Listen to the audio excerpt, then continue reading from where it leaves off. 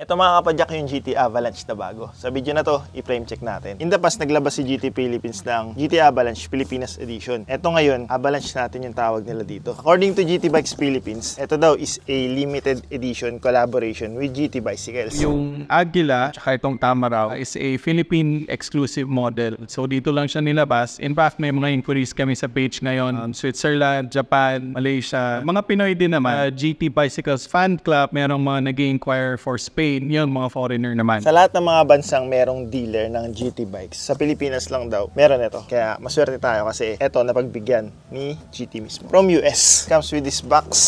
Ito na yung frame. Available to sa dalawang colorway. Isang tan na tinatawag ni GT Philippines and etong yellow. Yung tan, ang design ng decals doon is yung Tamaraw. Yun yung Tamaraw edition. Etong yellow, ito yung Agila edition. Yung Tamaraw and Agila, symbolic yan na tatak Pilipina talaga. Ito yung frame. Ano nito? Nakalagay dito yung cable hardwares, mga cable guides, grommets, screws, cable clips. Yung hanger andito. Also, andito din yung headset, sealed bearing na headset. FSA yung gumawa. Hindi naman basta-basta din na generic headset lang kasi sa FSA nila na-source yung sealed bearing headset na match dito sa frame na to. Magandang klaseng headset na rin yun nandyan. Hindi mo na need na bumili. Kasama na. Meron din kasamang mga spacers na GT. Merong branding ng GT. So, madami na rin yan. Hindi mo naman magagamit lahat pero nasa iyo, bahala ka. May kasama din na seat clamp, quick release, cable ties para sa mga cable, and also GT sticker. Itong GT Avalanche natin na frame, available siya sa dalawang wheel sizes, 27.5 tsaka 29er. Available din sa tatlong frame sizes. May small, may medium, may large. Parang 16, 17, 18. Yun yung frame sizes. Yun yung haba nitong seat tube. Mag-cater siya sa maraming riders ng iba't ibang height. Itong Avalanche is XC frame siya. Nag-evolve na rin para mag-adapt sa trail geometry. Yung head angle, unti-unti na nagiging mas slack compared sa mga traditional na XC bikes. Pero syempre, it's a cross-country bike pa din na kung papadyakin mo sa mga ahon, hindi ka naman mahihirapan kasi nga, XC frame pa rin siya. Parang ito, border ng XC trail. Yung frame, aluminum yung material. Ito nasa akin yung yellow. Ito kasi yung nagandahan talaga ako ng kulay. Sa picture pa lang, pero nung nakita ko siya in actual, mas lalo ako nagandahan kasi kung titignan mo, hindi siya basta yellow lang. Yung paint niya is parang metallic na glossy. Ganun yung dating niya. Hindi siya yung karaniwan lang na yellow lang. May pagka-metallic yung dating. Tapos yung decals niya is all black. Ito ay Pinoy na Pinoy ang design. Dito sa head tube, yung Agila. Tapos may GT logo. Sa side meron din. Dito nakalagay Avalanche. Yung frame size nakalagay dito sa seat tube. Tapos meron pa niyang pattern na yan na parang traditional pattern sa atin. And yung GT logo dito sa down tube. Dito sa ilalim may QR code. Sa seat stay yan. May Avalanche logo rin na nakalagay. Dito nakasulat triple triangle design. So, inadapt pa rin nila yung dating triple triangle. Which is trademark na din ng GT na symbolic na rin na pag triple triangle GT talaga yan. Etong logo pala nito, kaya ganito na yung logo ngayon ng mga GT kasi it's a throwback sa dating logo ng mga bikes ni GT. Since sineselebrate nga nila yung 50 years nila sa industry, ito throwback tapos parang etong G, parang symbol daw siya ng refresh or going back, parang ganun. So it's a mixture of yung old and new, where old meets new na logo. Kaya ganyan yung logo nito. Minimalist, simple lang, malinis na yan para sa akin. Head tube is tapered. Hindi ka na mahirapan magkabit ng mga modern at medyo higher end na fork dito. Kasi tapered na siya, 44 sa taas, 56 sa baba. Zero stock yung klase ng headset na ginagamit. Which is hindi ka naman problema kasi nga, meron na siyang kasama out of the box na magandang klaseng headset na din from FSA brand. Internal yung cable routing, may malaking butas dito. Tapos may mga grommets na kasama na iba't ibang sizes din. Merong grommets na sarado, just in case hindi mo need na gamitin yung isang side dito. Tapos lalabas dito sa ilalim ng down tube yung cable. So napakadali ng cable routing dito kahit hindi ka na gumamit ng internal cable routing tool yung pamagnet. Ang laki ng butas dito, ang laki ng entry mo dito. Papasok dito tapos mapapalabas mo din siya dito sa ilalim kasi ang laki ng butas dyan. So napakadali. Meron kasamang cable tunnel guide. Kailangan mong gamitin yun kung gusto mo mag-setup ng 2x dito.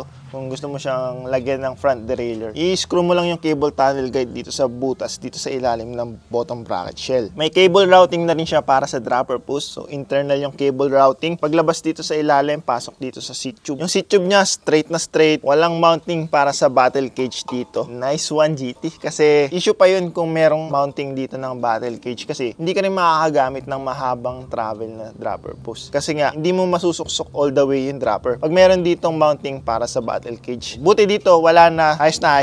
Ako kasi, based on my experience, simula nung na-try ko na gumamit ng dropper post, parang ang hirap na talagang mag-MTB ng walang dropper post. Lalo kung sa trail ka nagra-ride. Yung mga cable dito na sa ilalim dadaan, full housing siya lahat all the way. Etong frame na to, meron pa siyang mounting point dito para sa rear rack kung gusto mo siyang kabitan. Which is nakita na natin yun sa dati pa, sa 2019 na Avalanche, meron na rin doon. So, may rack dito kung gusto mo siyang gawing adventure bike, pwede. Yung RD hanger, replaceable. Pwede mapalitan just in case mabali natin. Yan naman talaga yung trabaho niya. Disc brake mounting is post mount. Dito sa loob ng rear triangle nakalagay yung mounting pero naka-offset naman siya. Mukha namang madali siyang ma-access mula dito kasi hindi naman siya direktang nakaharangan nitong seat stay. Naka-offset naman siya. Bottom bracket is threaded. Napakadali ng install and maintenance ng BB, lalo kung threaded. May battle cage mount dito sa down tube. Rear hub spacing is QR. QR pa rin. Hindi siya ginawang true axle. Hindi nila sinasabi pero ang tingin ko dito, pinoprotektahan nila yung mas higher pa na line ng hardtail nila, which is yung Sascar. Yung Sascar naka true axle, so parang kung gusto mo ng true axle, Sascar ka. Kaya siguro QR pa rin dito sa Avalanche. Ang maganda lang ngayon, ginawa na nilang 135mm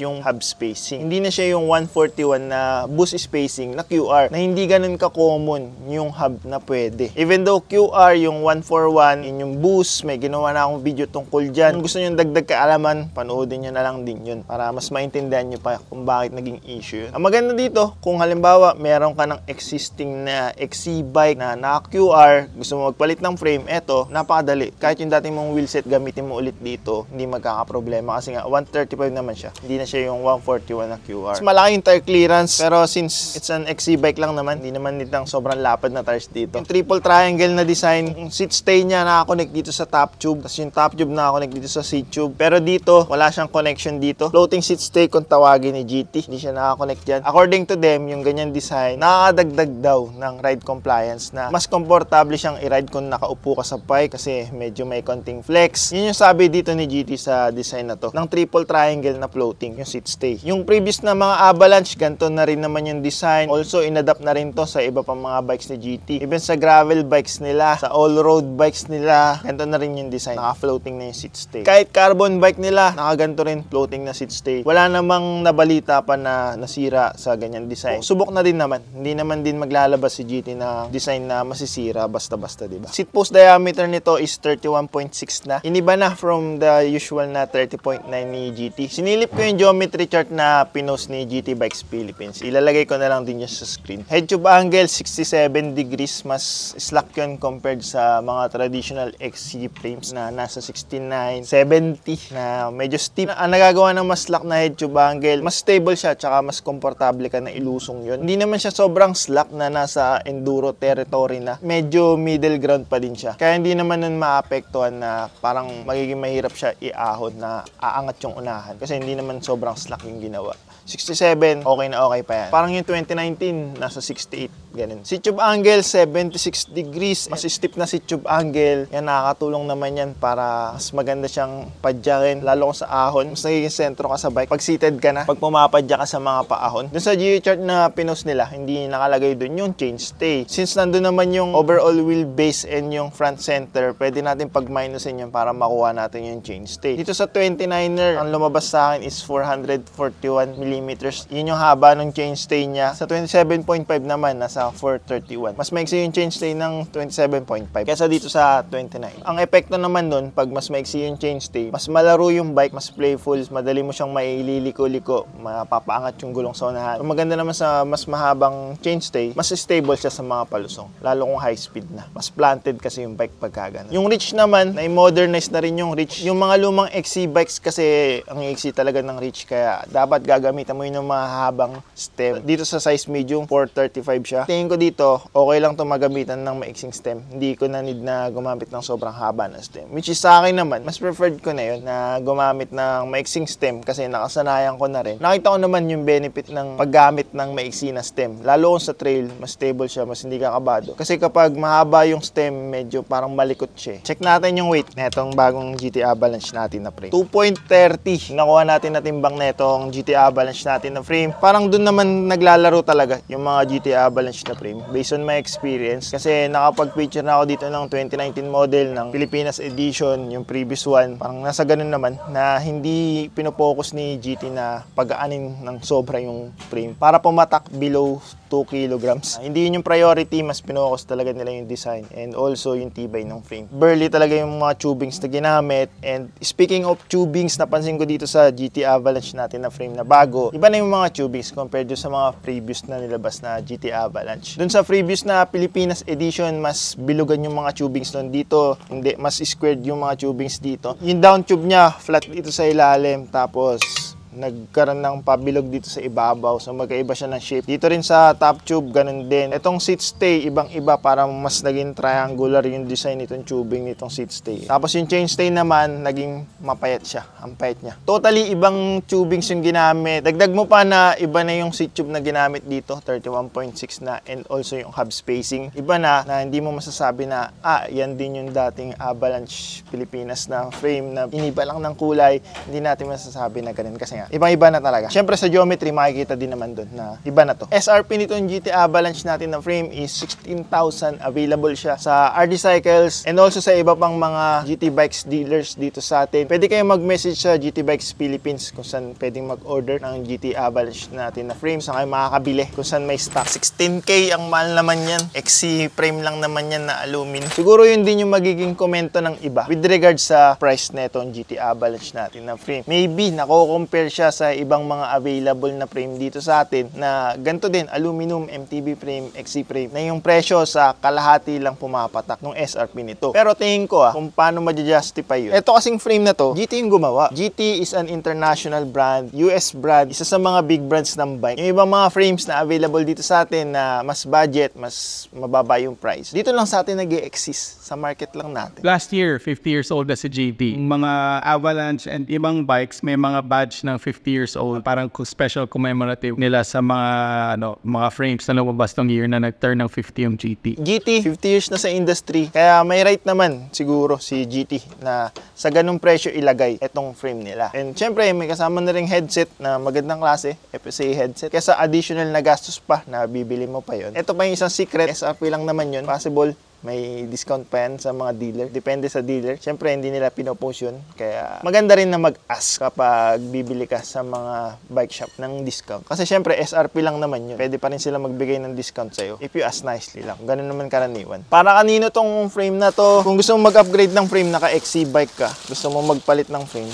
Gusto mo na maging branded yung frame mo. Ito yung pwede mo ma-consider. Price naman nito, halos ganun din naman yung mga frame ng ibang mga big brands. Sa ganung price din naglalaro. Kung pipili ka lang ng lesser known brand, doon mas makakamura ka. Kaya lang, syempre, GT. Branded yung GT. Kung magbubuo ka pa lang ng bike, tapos ang gusto mong laro is XC, medyo trail, gusto mo ng may dropper post routing, ito yung pwede mo ma-consider. Yung concept ng Avalanche Pilipinas na first was widely received and naging successful siya. Kaya na-inspire yung team to take a step further na gumawa ng sariling collaboration with GT na gumawa ng design from the ground up na talaga sariling atin. First time ni GT na global brand gumawa ng design local from the ground up. Nag-send lang kami ng mga design inspiration sa graphic designer ni GT. Tapos yun, may sarili silang artist rendition to come up with yung Tamaraw at saka yung Agila. Yung colorways naman, I think existing siya sa color palette with GT. It was just a matter of matching with the animals na inspiration. Meron din palang na-provide na wheelset si RD Cycles. Gamitin ko daw dito sa GT Avalanche natin na frame. Ito yung ProLite Pilipinas na wheelset. Check na rin natin dito sa video na to. Si ProLite, originally OEM manufacturer sila ng mga famous wheelsets din actually. Since 1997 sila, nagpo-provide na sila ng wheelsets para sa big brands. Tapos, matagal na silang naglabas din ng ProLite na brand.